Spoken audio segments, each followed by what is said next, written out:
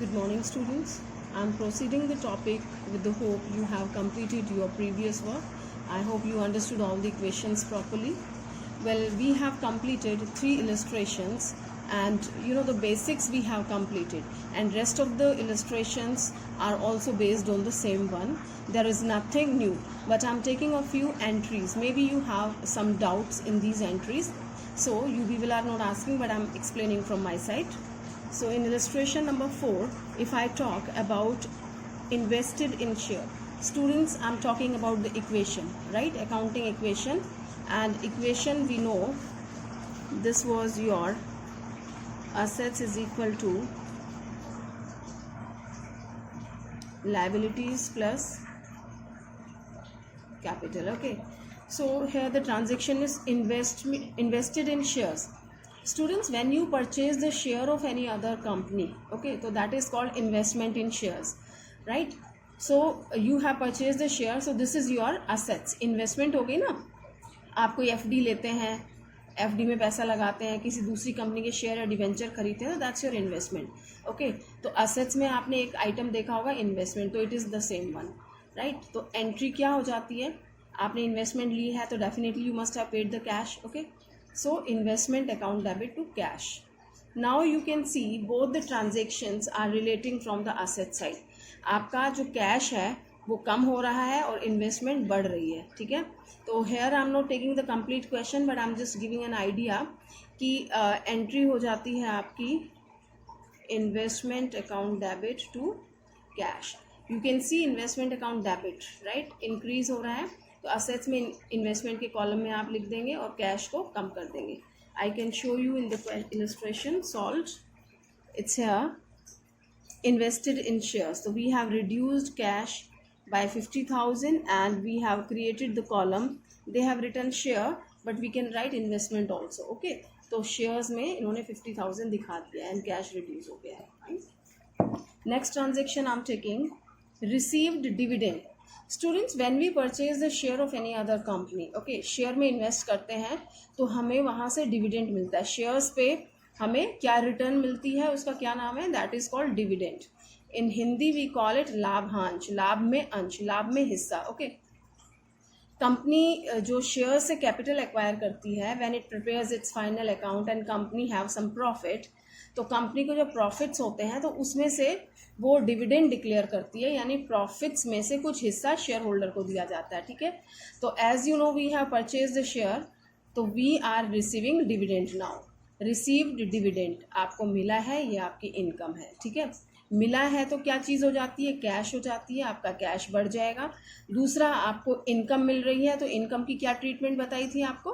Capital में plus करना है, राइट? तो we can see here it is received dividend. आपने कैश में रिसीव कर लिया, it's 5,000, and second time second side second effect is capital में आपने ऐड कर दिया है 5,000 being an income. Next I am taking cash paid to Ragini deposited into bank. That's very simple.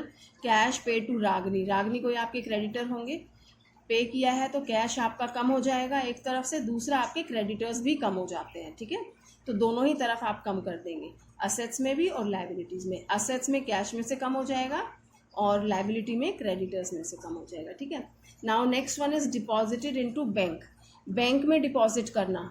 The entry we have learn students, bank में deposit कर रहे हैं तो बैलेंस कहाँ बढ़ रहा है आपका? बैंक में बढ़ रहा है. Bank account debit and what is going? Cash is going, right? तो बैंक बैलेंस बढ़ रहा है, बैंक वाले कॉलम में असेट्स में बैंक कॉलम क्रिएट करेंगे, उसमें इंक्रीज कर देंगे एंड कैश का जो होगा उसमें से कम कर देंगे, ठीक है? Now I am talking about another illustration and point number 2, paid rent in advance. Students, I didn't tell you about the treatment of outstanding and prepaid, okay, and I think that has skipped in that format also. I didn't mention as I can remember. Okay, तो जो हमारा format था, opening capital plus profits minus losses plus interest on capital minus drawing, right? Remember? तो उस format में आपको क्या करना है? paid rent in advance. All right, separately I'm telling you, don't disturb the format. So it's telling paid rent in advance. Rent advance में आप pay कर रहे हैं. Journal entry we have learn students, right. Journal entry हमने सीखी थी. तो paid rent in advance का क्या नाम था? That is prepaid rent, right. तो आपने एडवांस में पेमेंट किया है रेंट का, तो that is prepaid rent. तो two effects are there. Prepaid, one is कि यू हैव पेड, राइट. तो आपका कैश में से कम हो चुका है, वन इफेक्ट. सेकेंड इफेक्ट, जो आपका प्री पेड होता है, एडवांस में आप पे कर चुके हैं, ठीक है, उसकी सर्विसेज मिलनी बाकी है. तो ये क्या होता है आपका, असेट्स या liability? We consider it as a assets, right. जो आप एडवांस में पेमेंट कर चुके हैं, सर्विसेज मिलनी है, वो आपका असेट्स होता है. Okay. So here paid rent in advance, एक बार तो आप कैश में से कम करेंगे, and second time you will show in the asset side as prepaid rent. You can see here, it's illustration number 6. Here you can see paid rent in advance, right. So I have reduced out of cash, and second time I have shown in another column prepaid rent. Okay, ये हमने increase कर दिया, बढ़ गया है, और ये हमारा कम हो गया है, ठीक है. Next we have paid salary in cash 4,500 and salary outstanding 1,000, right students. So here we have dealt with prepaid anything, any expenses, any name can be there, and here we will deal with outstanding. Okay, so here two transactions they have merged. Paid salary in cash, this is one thing. Okay, तो paid salary क्या गया, salary पे की है, salaries and expenses, और cash गया है 4,500. तो एक बार आप कैश में से माइनस कर देंगे, and second time salary expenses है, तो एक्सपेंसेस को कहाँ से माइनस करते हैं? कैपिटल में से, ठीक है. 4,500 आपने एक बार कैश में से माइनस किया, दूसरी बार कैपिटल में से माइनस किया. Okay. Next it is telling salary outstanding 1,000, right. तो students understand it. Salary outstanding, salary इस साल का था जो आपने पे नहीं किया, बकाया था, आउटस्टैंडिंग था, पे बाद में करेंगे, ठीक है. तो आपने अभी पे नहीं किया, it was due, expenses of this year. तो सैलरी अकाउंट डेबिट होता है, salary account debit to outstanding salary. Okay, तो सैलरी आपका एक्सपेंसेस है, इसी साल का है, तो इस 1,000 को भी आप कैपिटल में से माइनस करेंगे. तो दैट वे 4,500 तो सैलरी पेड और 1,000 आउटस्टैंडिंग वाली सैलरी. तो total 5,500 you will reduce out of capital, and 4,500 already you have reduce from the cash, बाकी बचा आपका 1,000, ठीक है.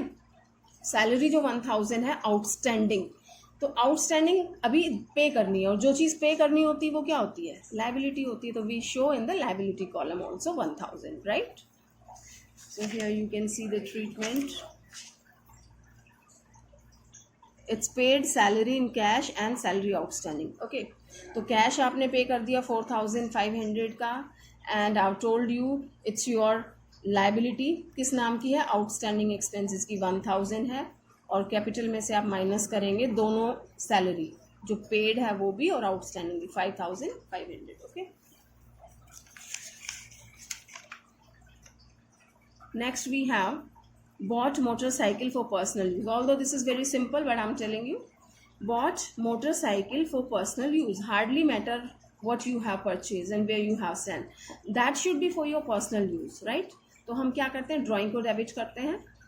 bought motorcycle for personal use. personal use के लिए है ड्राइंग अकाउंट डेबिट. आपने परचेज किया मोटरसाइकिल, तो क्या पे किया होगा? Cash, right. तो drawing account debit to cash. Okay, तो ड्राइंग को क्या करते हैं? क्या ट्रीटमेंट थी ड्राइंग की? Do you remember? कैपिटल में से माइनस करेंगे, और कैश पे किया है तो कैश में से माइनस करेंगे. You can see here bought motorcycle for personal use, cash minus कर दिया 30,000 का. ओके, एंड ड्राइंग के नाम पे आपने कैपिटल में से माइनस कर दिया 30,000 का. Fine students, so here we have completed illustration number 6. Now let's see a few more transactions. These are the simple one. Here it's telling Manoj started business with cash. Students, till now I have taught you this much only, कि started business with cash. Cash account debit to capital, all right. But not necessary that you start your business with cash only. You can start your business with certain other material. Suppose आपके पास कुछ इस तरह की goods हैं जो आपके इस business में भी use होनी है, तो वो आप business में ले आते हैं. आपके पास कोई फर्नीचर पड़ा है, आप वो ला सकते हैं. आपकी अपनी बिल्डिंग है, राइट, उसको आप ला सकते हैं। कोई भी चीज़ जो आपके बिजनेस के काम की हो वो एज अ कैपिटल आप इन्वेस्ट कर सकते हैं। होता है ना कई बार कि हमारे पास एक फर्नीचर पड़ा है, ऑफिस का सेटअप पड़ा है पूरा, तो उसको किसी को बेचें या घर पे यूज़ करने से बेटर है कि I am starting my own business, तो let me take all these furnitures in my office and which cost 5 lakh rupees. उस पूरे सेटअप की कॉस्ट 5 लाख है, ठीक है, तो हम उसको एज ए कैपिटल दिखाते हैं। Okay, so the entry is very simple है, it's telling cash, goods and building. So we can pass the entry as we didn't learn at the time of journal entry. We can say cash account debit, goods account debit या stock account debit, and building account debit to capital. If we have any other assets, so that will also be debited to capital, right? Whatever we receive, account debit to capital. Okay, so here this first transaction. तो यहाँ पे हमारे 3 account तो starting में ही create हो जाएंगे। Assets में cash आ गया असेट साइड में, गुड्स यानी स्टॉक आ गया, बिल्डिंग आ गई, और दूसरी तरफ इतने ही अमाउंट से टोटल कैपिटल हो जाएगी। यू कैन सी है it's illustration number 7। Okay, so this one first cash आ गया 2,30,000 का, गुड्स जो मैंने बताई थी स्टॉक के नाम से आ गई 1 लाख, बिल्डिंग आ गई, और इतने ही अमाउंट से 3, 2, 4, 5,30,000 से आपकी कैपिटल क्रिएट हो जाती है। ठीक है, next transaction, he purchase goods from Rahul, that's very simple, right, you can do it. He sold goods to Varun costing this and that, this is also very simple, but I tell you purchase goods from Rahul, goods purchase की हैं, goods हैं तो stock increase हो जाएगा, राहुल से की है यानी ये नहीं दे रखा कैश में है तो क्रेडिट बेसिस पे हो गई, ये आपके क्रेडिटर हो जाते हैं। ठीक है, एंड वैल्यू इज 55,000। ओके, 55,000 से आपकी गुड्स बढ़ जाती हैं। Here you can see purchase goods for cash, this one purchase goods from Rahul. ठीक है, तो यहाँ पे स्टॉक आपका बढ़ गया, गुड्स आई है ना, तो स्टॉक बढ़ गया 55,000 से, and this is on credit basis, तो हमारे क्रेडिटर्स, यहाँ पे हम राहुल नहीं लिखते हैं, क्रेडिटर लिखते हैं। ओके, 55,000 से क्रेडिटर्स आ गए। Next it's telling he paid cash to Rahul in full settlement, right students, तो यहाँ हमने राहुल से परचेज किया था, हमने परचेज किया है तो in future we have to pay the amount, this entry we have already learn ना। Okay, in full and final settlement यानी कि डिस्काउंट हो जाता है बीच में, तो 55 का खरीदा था और आपने पेमेंट कितना किया है, 53,000 किया फुल एंड फाइनल सेटलमेंट। ठीक है, पेमेंट किया है तो कैश जा रहा है, किसको किया है, राहुल को, तो एंट्री क्या हो जाती है आपकी,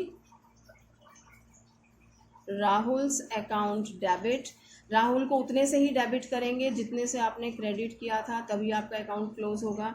आप क्या पे कर रहे हैं, कैश पे कर रहे हैं, कितना, 53,000 इन फुल एंड फाइनल सेटलमेंट। इसका मतलब कुछ और बैलेंस नहीं है, 55 के बदले 53 पे कर रहे हैं स्टूडेंट्स। आपको फ़ायदा लग रहा है, नुकसान, इट्स योर फायदा, gain. Okay, and gain are always credited and its name is discount received 2,000। All right, okay, I have told you student, जिधर कैश आएगा उधर ही डिस्काउंट आएगा, अगर कैश डेबिट होता है तो डिस्काउंट भी उधर डेबिट होता है। ठीक है, तो इसका क्या इफेक्ट पड़ा, कैश आपका 53,000 से कम हो जाएगा क्योंकि आप पे कर रहे हैं, राइट, राहुल आपके क्रेडिटर्स थे, नील हो जाएंगे, ख़त्म हो जाएंगे वहाँ से। दूसरा, डिस्काउंट रिसीव्ड आपका क्या है, 2 चीज़ें होती हैं, discount allowed and discount received. तो डिस्काउंट रिसीव्ड आपका क्या चीज़ है, इनकम है, और इनकम को क्या करते हैं, फ़ायदा हो गया ना 2,000 का, तो इनकम को क्या करते हैं, कैपिटल में ऐड करते हैं। तो let's see this transaction here you can see paid cash to Rahul in full settlement 53, तो 53,000 आपका कैश में से कम हो गया। ओके, सेकेंड थिंग, आपका राहुल यानी क्रेडिटर्स 55 से कम हो गया यानी कि नील इफेक्ट हो जाएगा। दूसरा, 2,000 को आपका फ़ायदा हो रहा है, कैपिटल में आपने ऐड कर दिया 2,000। ऑल राइट, तो this way we have done. Then it is commission, okay, rent outstanding and prepaid insurance we have already done students। rent outstanding है तो outstanding एक बार तो आपकी liability होती है, you will show in the liability column rent outstanding। दूसरा जो rent है वो आपका expenses है और capital में से minus हो जाएगा। you can see here rent outstanding है आपका I,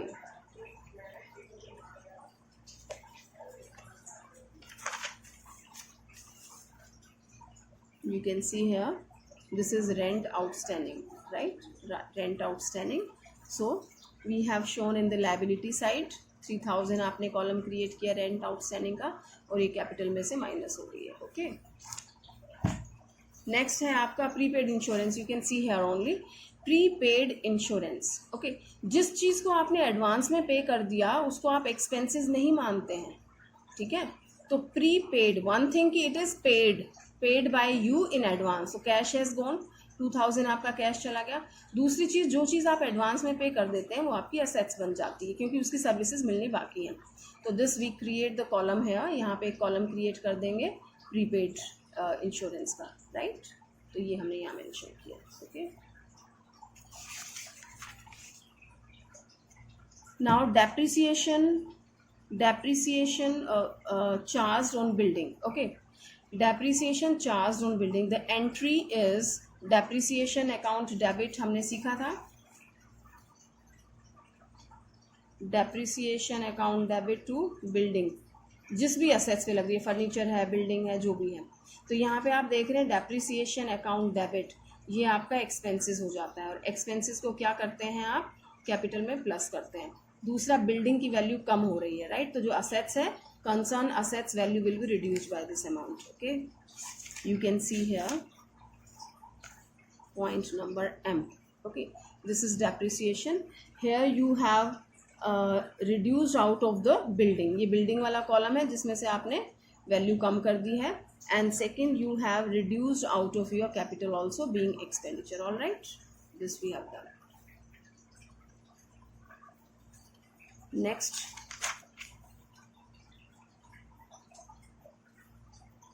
fresh capital invested. Fresh capital introduce करना is like the same entry which we have done in the starting, cash to capital. Cash increase हो जाएगा and उधर आपकी capital increase हो जाती है, ठीक है?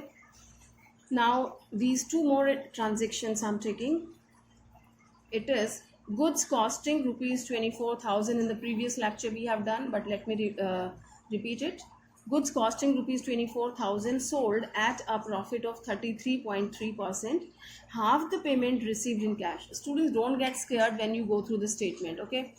Just understand it first and then do. Right? So, goods costing 24,000. जो goods आप बेच रहे हैं, you are selling, उसकी कॉस्ट कितनी है? 24,000. कैसे सेल की है आपने? At a profit of 33.3%, right? यानी 1/3 प्रॉफिट पे. तो 24,000 का 1/3 कितना हो जाता है? 8,000, ठीक है? तो 8,000 प्रॉफिट पे आपने सेल की है. ओके, तो सेल प्राइस क्या हो जाता है? 24,000. It is 24,000 plus 8,000. ये आपकी कॉस्ट है एंड ये प्रॉफिट है, right? It's 32,000 is your sale price, ठीक है? 32,000 आपका सेल प्राइस हो गया है. Okay, now he is telling half the payment received in cash. Okay, तो आपका जो सेल प्राइस है इसी पे बेचते हैं ना 32,000 पे. वो कह रहा है कि half of the price you have received in cash. तो 32,000 का हाफ क्या हो जाता है? 16,000, ठीक है? तो 16,000 आपको कैश में मिल गया और बाकी का 16,000 क्या हो जाएगा? What your mind says, credit basis पे हो जाएगा, ठीक है? तो आप क्या कर रहे हैं? सेल्स कर रहे हैं, और सेल्स करते हुए आपकी गुड्स जाती हैं, स्टॉक कम हो जाता है. और स्टॉक कितने से कम होगा? जो कॉस्ट प्राइस है 24,000. Understood? So what to do? जो आपका स्टॉक है 20 जो भी दिखा रखा है उसमें से 24,000 आपका स्टॉक कम हो जाएगा, राइट? कैश 16,000 आपको half of the amount of sale price you have received. तो 16,000 आपका कैश में रिसीव हो जाएगा. बाकी का जो 16,000 है, क्योंकि आपने सेल किया है, पैसा मिलना है बाकी, वो आपके डेटर्स हैं. डेटर्स क्रिएट करके आप उसको मेंशन कर देंगे 16,000, right? Now one more thing is still there. Okay, 24,000 की चीज़ आपने 32,000 में बेची है, तो you can see there is a profit of 8,000, ठीक है? 8,000 का आपका प्रॉफिट हो रहा है. और प्रॉफिट्स को या लॉसेस को कहाँ डील करते हैं? कैपिटल में. प्रॉफिट है तो उसको आप प्लस कर देंगे, right? Let us see, it's illustration number 8 and you can see here it's this one, right? 16,000 जो 50% आपको रिसीव करना था ये आपने रिसीव कर लिया है। आपकी स्टॉक गुड्स जो गई है 24,000 की ये कम हो गई हैं। बाकी का 16,000 आपको डेटर्स से मिलेगा। We have created the debtors, all right. And इस ट्रांजेक्शन में 24,000 की गुड्स को आपने 32 में बेचा है, 8,000 का प्रॉफिट है, तो 8,000 का प्रॉफिट आपने ऐड कर दिया कैपिटल में, राइट। तो this way we have completed this transaction, okay. And last one is purchase furniture for office use 6,000 and for household use of Sudhir 4,000. It's telling purchase furniture for business. Students business के लिए खरीदते हैं ना, तो entry पता है आपको, furniture account debit to cash, okay. हम नाम से दिखाएंगे furniture. But when you purchase anything for the personal use, whatever the damn thing is there, you debit the drawing, okay. तो यहाँ भी आपने फर्नीचर खरीदा है मिस्टर सुधीर ने पर्सनल यूज के लिए, कितने का, 4,000 का, तो उसके लिए किसको डेबिट करेंगे, ड्राइंग को, all right, okay. And purchase furniture for office use and house hold, okay. So you can see here how much payment you have done, आपने परचेज किया है, that means, and nothing is given either it is on credit और what, तो ये आपका cash basis पे है, ठीक है। तो फर्नीचर के लिए जो पेमेंट की है वो आपने टोटल 10,000 की है, जिसमें 6,000 ऑफिस का है, 4,000 पर्सनल, राइट। तो कैश आपका चला गया 10,000, बिजनेस में आपकी असेट्स बढ़ गई, किस नाम से, फर्नीचर नाम से, 6,000 का फर्नीचर आ गया, ठीक है। 4,000 पर्सनल यूज के लिए था, इसलिए ड्राइंग हो गया। ड्राइंग की क्या ट्रीटमेंट है, कैपिटल में से माइनस करना है, हमने कर दिया, ठीक है students. So here we have completed this kind of equations, right. In next class we will study different, I mean how to solve this equation, okay। Here is this example is given, means we have to prove this equation ki assets is equal to liability plus capital. We will be proving this equation and we will learn in our next class, all right students. So please, by the time complete, I have given you the time specially to complete all these questions, okay। So complete your all the questions, your pending work, and if you didn't understand, then rewind the video, watch it properly and understand it, okay students. Just give me your report, how many of you have purchased your books of accounts and BST, right? Please give me the feedback in the class WhatsApp group. Just send me your name and the book also, ki you have purchased accountancy book or BST book, fine, thank you.